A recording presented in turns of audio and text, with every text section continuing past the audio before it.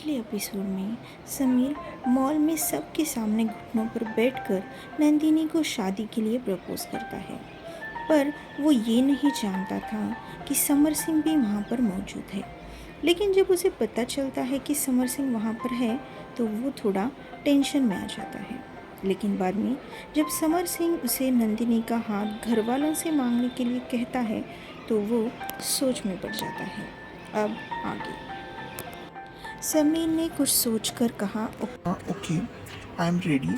चलो साथ में ही चलते हैं, अगर आपकी शॉपिंग हुई हो तो। नंदिनी की ओर देखते हुए उसने कहा। फिर समर सिंह ने भी हाँ में सर हिलाया और सब लोग साथ में ही नंदिनी के घर पर आ गए। आराध्या को लेने के लिए उसकी कार आई हुई थी तो वो चली गई और समर सिंह, नंदिनी और समीर घर के अंदर चले गए।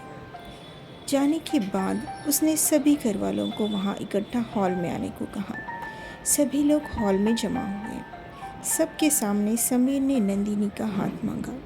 उसने कहा, मैं पहले तो आप सबकी माफ़ी मांगता हूँ अगर मैं आपको जो बताने जा रहा हूँ वो आपको गलत लगे तो मैं सीधा मुद्दे पर आता हूँ। मैं नंदिनी से बहुत प्यार करता हूँ और मैं उससे शादी करना चाहता हूँ। अगर आप लोगों को सही लगे तो हमें सब मिलकर आशीर्वाद दे देना। उसकी बात सुनकर पहले तो सब चौंक गए, सिवाय नलिनी और अमर प्रताप सिंह के। इस बात से बाकी सब अनजान थे क्योंकि नलिनी ने नंदिनी के बापुसा को पहले ही ये सब कुछ बता दिया था।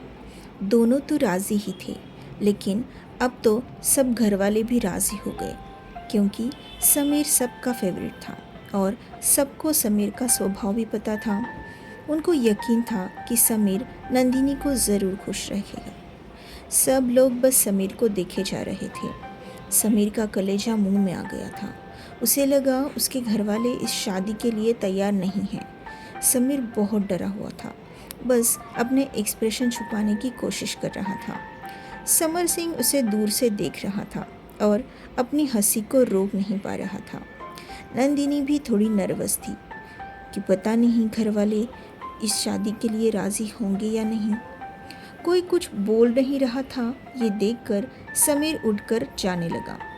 बापूसा ने आवाज़ लगाई, समीर जी। बापूसा की आवाज़ सुनकर समीर और डर गया। उसे लगा बापूसा उसे बातें सुनाएंगे, इसलिए उसने डरते डरते ही पीछे देखा तो बापूसा मुस्कुरा रहे थे और उसे बैठने का इशारा कर रहे थे। फिर समीर थोड़ा रिलैक्स हुआ और बैठ गया। फिर बापूसा कहने लगे, देखो समीर बाबू, हमें ये रिश्ता मंजूर है, लेकिन आपकी तरफ से कोई रिश्तेदार शादी में नहीं होंगे क्या? मतलब कोई बड़े होंगे तो शादी की बातचीत होगी। समीर ने कहा, मेरे पेरेंट्स अनाथ थे तो उनके कोई रिश्तेदार नहीं हैं और मेरी लाइफ में अभी के लिए आपसे बड़े रिश्तेदार और कोई नहीं है। आप जैसा सही समझोगे वैसे करना, मुझे कोई प्रॉब्लम नहीं होगी। इस पर दादी सा ने कहा, बेटा कोई बात नहीं, हम ही सब तैयारियां कर लेंगे और तेरे रिश्तेदार भी हम ही होंगे, तू चिंता मत कर। समीर की आंख से खुशी के आंसू बहने लगे। बापूसा उठकर उसके पास गए। समीर भी उठ गया और उनके गले लग गया। बहुत खुश था वो। सभी लोग भी खुशी से चिल्लाने लगे। नंदिनी साइड में खड़े होकर देख रही थी।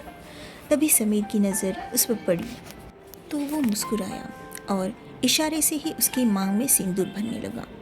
नंदिनी मुस्कुराई और शर्मा गई। बापूसा ने समीर को कहा, हमने सोचा है कि समर सिंह की शादी के दिन ही तुम दोनों की सगाई करते हैं, ताकि हमारी तरफ से रिश्ता पक्का हो जाएगा और शादी।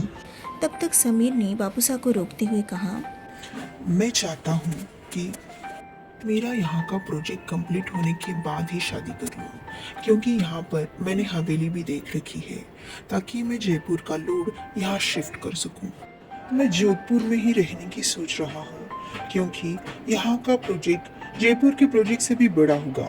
मैं वहाँ हफ्ते में 1 या 2 बार चक्कर लगाऊंगा और बाकी दिनों में इधर का ही काम करता रहूँगा। यही मेरा प्लान है। अगर आपको कोई दिक्कत नहीं होगी तो शादी आराम से करते हैं। समीर की बात सुनकर नंदिनी तो बहुत खुश हुई। वो अपने सपनों को साकार भी करेगी और फिर अपने मनपसंद जोड़ीदार से शादी भी हो जाएगी। ये सोचकर नंदिनी मन ही मन मुस्कुरा रही थी। तभी समीर ने उसकी तरफ देखकर इशारे से ही कहा, ठीक है ना? नंदिनी ने अपना सीधा थंब दिखाकर ठीक है कहा। बापू साहब दोनों को भी देख रहे थे तो कहने लगे, तुम दोनों इस बात से अगर खुश हो तो हमें कोई एतराज नहीं है। तो फिर तुम्हारी सगाई की भी शॉपिंग करनी पड़ेगी और उसके लिए गुड़िया और तुम्हें ही जाना पड़ेगा, है ना गुड़िया? ऐसा कहकर बापू साहब नंदिनी की ओर हंसकर देखने लगे। नंदिनी को बड़ी शर्म आई और वो शर्मा कर ऊपर भाग गई। सभी लोग उसकी इस हरकत से हंसने लगे। फिर समीर ने सबकी इजाज़त ली और चला गया। अब धीरे धीरे दिन आगे बढ़ने लगे। समर सिंह की शादी की तैयारियों के साथ साथ अब नंदिनी और समीर के सगाई की भी तैयारियां शुरू हो गई थी। इस बीच समीर और नंदिनी ने अपनी सगाई की शॉपिंग कर ली। अब संगीत का दिन आ गया था। उस दिन समीर ने नंदिनी को डेट के लिए पूछा। नंदिनी भी तैयार हो गई। फिर समीर ने नंदिनी के लिए एक खास ड्रेस चुनी थी, वो नंदिनी को दे दी और उसी ड्रेस को पहनकर नंदिनी समीर को मिलने के लिए चली गई। उनकी पहली डेट एक 5 स्टार होटल में हो रही थी। जोधपुर के फेमस 5 स्टार होटल था वो। नंदिनी कार से उतरी तो समीर पहले से ही आकर उसका इंतज़ार कर रहा था। समीर ने अपना हाथ आगे बढ़ाया। नंदिनी ने उसका हाथ थामा और फिर दोनों अंदर जाने लगे। नंदिनी के कदम पड़ते ही उस पर फूलों की बारिश होने लगी। ज़मीन पर भी फूलों का रास्ता बना दिया गया था। थोड़ी दूरी पर कुछ लोग हाथ में गिटार, वायोलिन लिए खड़े थे और रोमांटिक धुन बजा रहे थे। फिर दोनों अंदर आ गए। समीर ने एक दिन के लिए पूरा होटल बुक कर रखा था ताकि उन दोनों को कोई भी डिस्टर्ब न कर सके। फिर समीर एक टेबल की ओर चला गया जो खास नंदिनी के लिए सजाया गया था और पास जाकर नंदिनी के लिए उसने चेयर निकाल दी। नंदिनी को तो बहुत स्पेशल फील हो रहा था। फिर दोनों ने मिलकर अपना डिनर फिनिश कर लिया। सब चीज़ें नंदिनी की फेवरेट थी।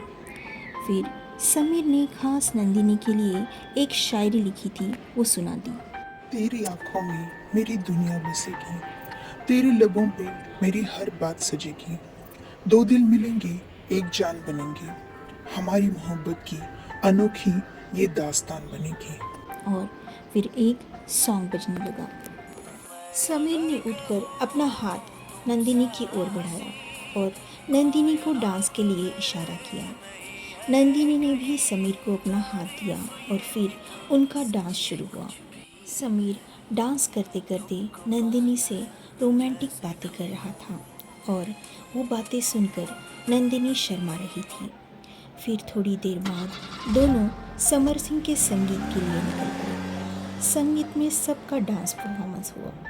नंदिनी और समीर एक दूसरे को हंसकर देख रहे थे क्योंकि उनका तो परफॉर्मेंस पहले ही हो चुका था।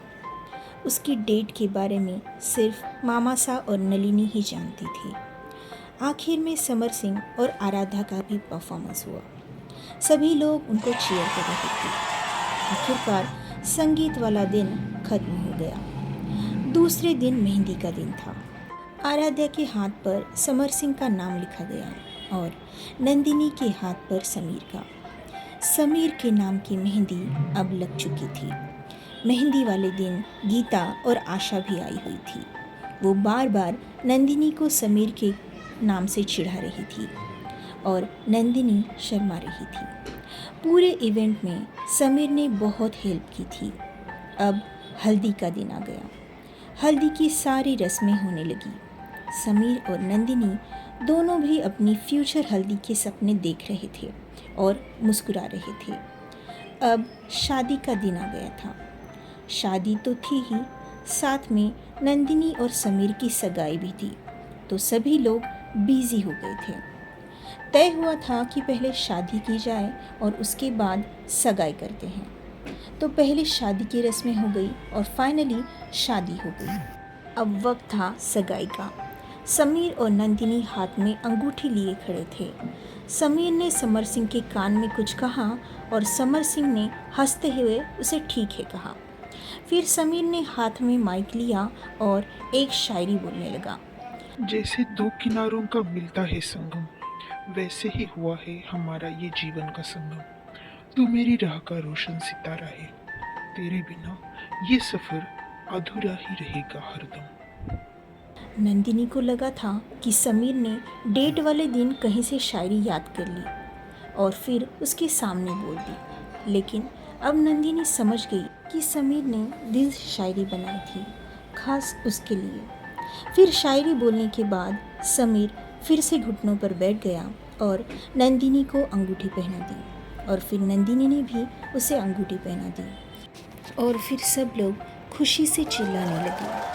सबसे ज़्यादा समर सिंह, उसकी आंखों में खुशी के आंसू थे। सभी लोग समीर और नंदिनी को बधाइयाँ देने लगे।